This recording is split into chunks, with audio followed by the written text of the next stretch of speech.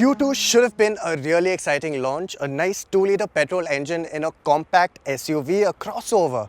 It spells the perfect recipe for fun, except it's a CBU and it's priced out of its own segment. In fact, it has no natural rivals, though at the price, the BMW X1 and the Volvo XC40 start to make a lot of sense. There's a new GLA coming, and ultimately it begs the question, should you plonk the money down on the Q2 and get something that's fun to drive, or get a more complete package? That's what we're here to find out. Straight up, the Q2 looks like it doesn't belong in this company, mainly because it doesn't. More compact crossover than mini luxury SUV, the Q2 clearly doesn't have size on its side. Still, it's got funky styling. I mean, just look at the creases over the wheel arches. If you judge value in sheer sheet metal, the BMW X1 has the largest footprint in terms of length, but the Volvo XC40 is wider, taller, and rides on a substantially longer wheelbase. The chrome kidneys make an immediate statement, but the X1 feels a little dated despite the relatively recent facelift. The rear also looks a little heavy visually, taking away some of its sporty appeal. As far as concentrating luxury SUV lineage into a smaller package goes, the XC40 looks the part, with its vertical taillights helping translate its actual height advantage even more clearly. It's now available in the sporty R-Design trim exclusively, which brings with it classy gloss black trim and the largest wheels and the nicest looking ones too, wearing meatier tires than the other two. Stepping into the cabins, it's immediately apparent the Audi Q2 has the most car-like cabin of the three, with a snug seat that's set low, a high window line, and a dash layout that's more A3 than Q3. We weren't expecting to be bowled over by the cabin considering the lack of features, but it's dripping with quality. The top variant is a whole rupees 17 lakh more expensive than the base, but there still isn't touchscreen infotainment or a powered driver's seat. You sit higher in the X1 on a more expansive seat, but the dash layout is again a slightly more classic BMW layout with analog instrumentation that will appeal to a more driving-oriented buyer of a certain age at least. It feels very well put together, visibility is great, but it just doesn't feel special. And that's something the Volvo XC40 exceeds in doing. From the materials used to the various finishes and textures, the Sensus Vertical's touchscreen, and the Trick 13-speaker Harman Kardon audio, this cabin feels like it belongs on a more expensive car. The front seats are the most comfortable with extendable under-thigh support, and the frameless inner rearview mirror reminds you of the no expense spared approach every time you check it.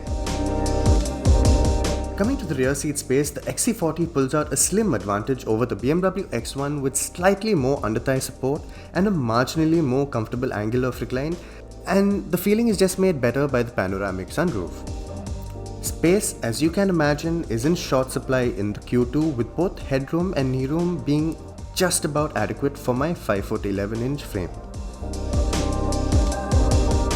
Similarly, boot space in the Q2 is the least. All-wheel drive models get 350 odd liters of cargo capacity, while the XC40's boot is among the most usable with handy hooks and luggage separators. Surprisingly, all variants of the Audi Q2 offer 8 airbags as standard, while the BMW offers 6 and the Volvo's count stands at 7. Though the Volvo does offer the added peace of mind of a lane change warning system and adaptive cruise control, both of which work well even on partly marked roads. There's no denying that the highlight of the Q2 is definitely its powertrain. This 2-liter turbo petrol, we're familiar with it, but it's in its most responsive guise here. Mated to a 7-speed DCT, it's definitely the most exciting to drive out of these three. In fact, it's got such strong low and mid-range grunt that it almost feels like a diesel when you put it in the right driving mode. It's a toss-up between comfort and dynamic, truth be told, that you're going to want to use most of the time. Dynamic is great when you hit your favorite piece of road and you can set the shortcut button right on the steering wheel to do that. But it is a little snatchy in this city, though I do appreciate the sharper throttle responses. Comfort adds a little more leeway in how it meters out power.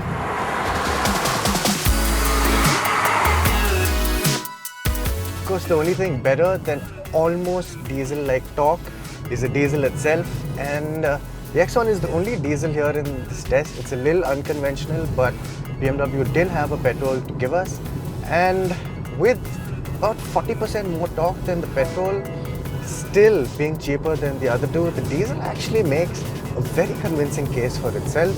You get that low-end shove and you get a humongous range.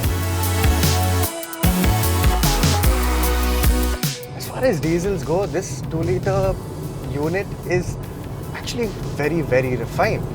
It's mated to an 8-speed automatic, and overall it's pretty seamless.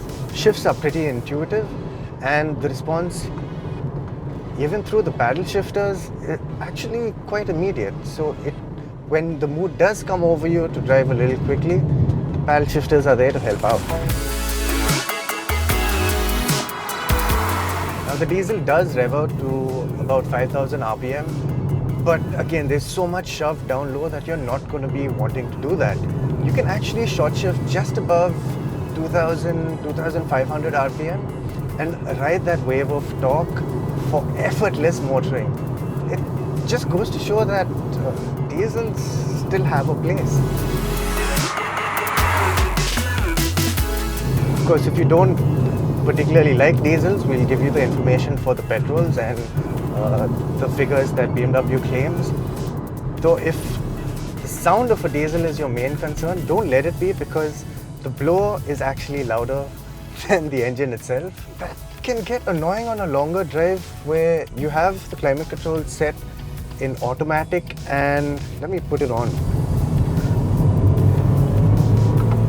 That's the engine noise, and this is the blower at 2. It gets pretty loud.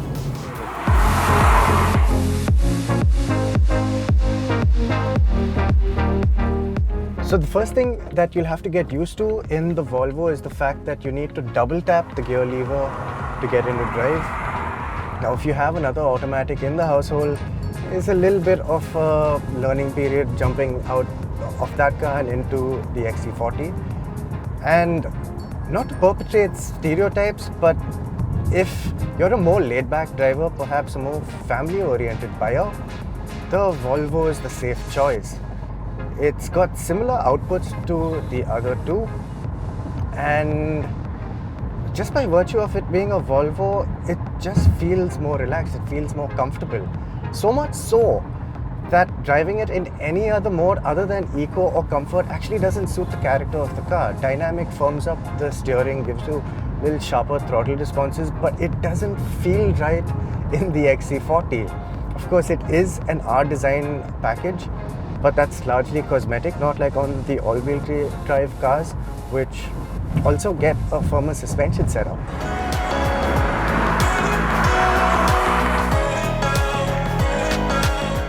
The other section where the Q2 really shines is its chassis setup. It's a lower car than the other three. It's more crossover than SUV, truth be told, and that means that it has much tighter body control and negligible lean. In fact, you wouldn't be surprised to see some of the space that you can carry and have the body stay nearly flat. The steering is pretty surprising too, as far as Audi steerings go, because it's precise, it weighs up just the right amount, and it gives you a good sense of feedback. Of course, Quattro all-wheel drive, the only one in this test to get it, does help enormously when you get to a corner, because you can feel the car pitch a little bit onto its nose, but then you turn in and nail the throttle, and the Q2 makes sure that you carry the same line through. It really feels like a larger sports car from Audi, and that's saying something.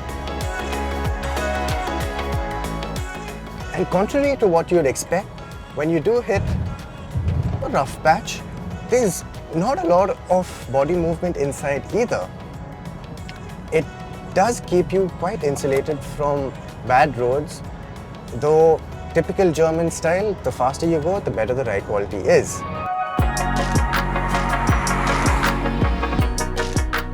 As you'd expect from a BMW, the ride does tend towards the stiff side, but it's actually very nicely judged. When you're going over dips and crests, you can actually feel the suspension working. There's definitely a level more pliancy in here than in the Q2. So that does mean that you can bomb over some of the bad stuff, and coupled with this just brilliant, superb steering, it gives you a lot of confidence. And when you're over a particularly bad section of road, carrying some decent speed thanks to the security that these 17-inch wheels with fairly high-profile rubber give you, you can't help but feel a beautiful connect between the steering and the chassis that just makes you feel like this X1 can take a lot.